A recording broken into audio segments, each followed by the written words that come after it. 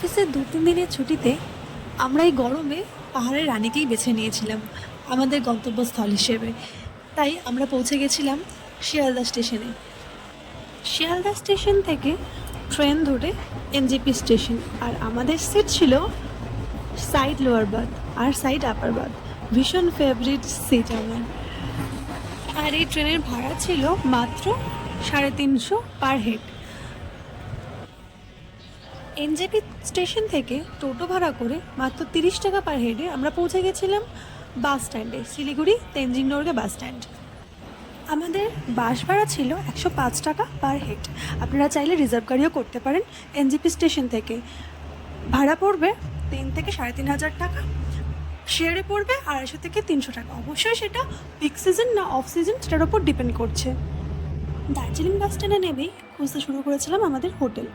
এখানে হোটেলের রেট 1,500 থেকে 2,000 টাকার মধ্যে ওঠানামা করে। পিক সিজনে 2,500 থেকে 3,000 টাকা পর্যন্তও চলে যায়, এবং অবশ্যই সেটা ডিপেন্ড করছে নন ভিউ রুম নাকি ভিউ রুম এর ওপরে। আর এই হচ্ছে আমাদের হোটেলের রুফটপ থেকে পাওয়া ভিউ। পরের দিনটা ছিল বুদ্ধ পূর্ণিমা, এবং ওখানকার সমস্ত লোকাল সাইট সিইংগুলো বন্ধ থাকায় আমরা বেছে নিয়েছিলাম ম্যাল রোড আর মহাকাল মন্দিরকে। এই হলো পুরো এরিয়াটা মহাকাল মন্দিরের। আপনারা চাইলে এসে এখানে পুজো দিতেই পারেন। মহাকাল মন্দিরে পুজো দেওয়ার পরে আমরা চলে এসেছিলাম ম্যাল রোডে। এই হচ্ছে সকালের ম্যাল রোড। এবং আগেই বলেছি, যেহেতু এই দিনটা ছিল বুদ্ধ পূর্ণিমা, এবং সেই বুদ্ধ পূর্ণিমা উপলক্ষে কিছু রিচুয়ালস আমরা দেখতে পেয়েছিলাম, বেশ অন্যরকম একটা কালচার। হ্যাঁ, আমার পার্টনার ছিল চায়ে ব্যস্ত। ম্যাল রোডে কিছুক্ষণ টাইম কাটানোর পর আমরা চলে গেছিলাম আমাদের রুমে, এবং বিকেলে আবার আমরা ফিরে এসেছিলাম সেই ম্যাল রোডের মার্কেটে। এই মহাকাল মার্কেট আর ম্যাল রোডের মার্কেটে কিছু দৃশ্য।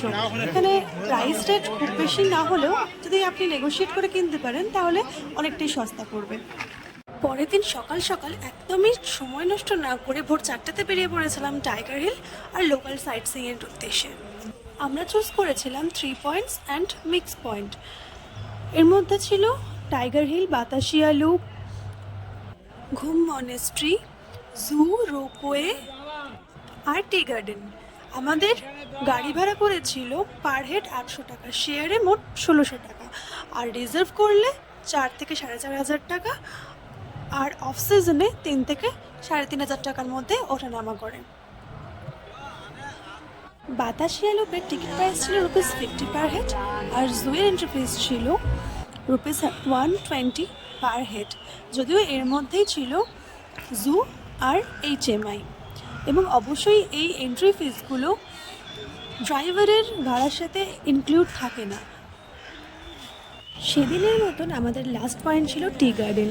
এখানে সিনিক বিউটির সাথে সাথে আপনারা পেয়ে যাবেন 50 টাকা পার হেডে ড্রেস ভাড়া, এবং ফটোগ্রাফিও 50 টাকা পার হেড। পরের দিন ছিল বাড়ি ফেরার পালা, কিন্তু ওই দিনটা আমরা নষ্ট করতে চাইনি।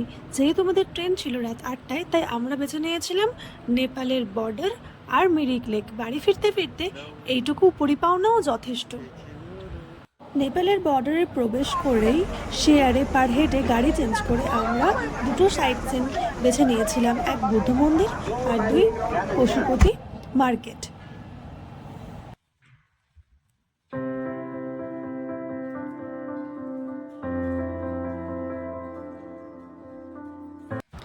এখানে ট্রাভেল করতে করতে একটা স্কুলও আমাদের নজরে এসেছিল। এখানকার এলাকা, রাস্তাঘাট প্রচণ্ড পরিষ্কার পরিচ্ছন্ন, এবং মানুষজন ভীষণ পোলাইট। এর পরের গন্তব্য ছিল আমাদের মিরিক। এখানকার লম্বা বিশাল লেক, আইসোদিক নেচার, মন কাড়বেই। যেহেতু মিরিকই ছিল আমাদের শেষ গন্তব্যস্থল, এর সাথে সাথেই আমাদের দার্জিলিং ভ্রমণ এখানেই শেষ হয়েছিল এবারের মতো। আর আমরা ফিরে এসেছিলাম কিছু সুন্দর মধুর স্মৃতি নিয়ে।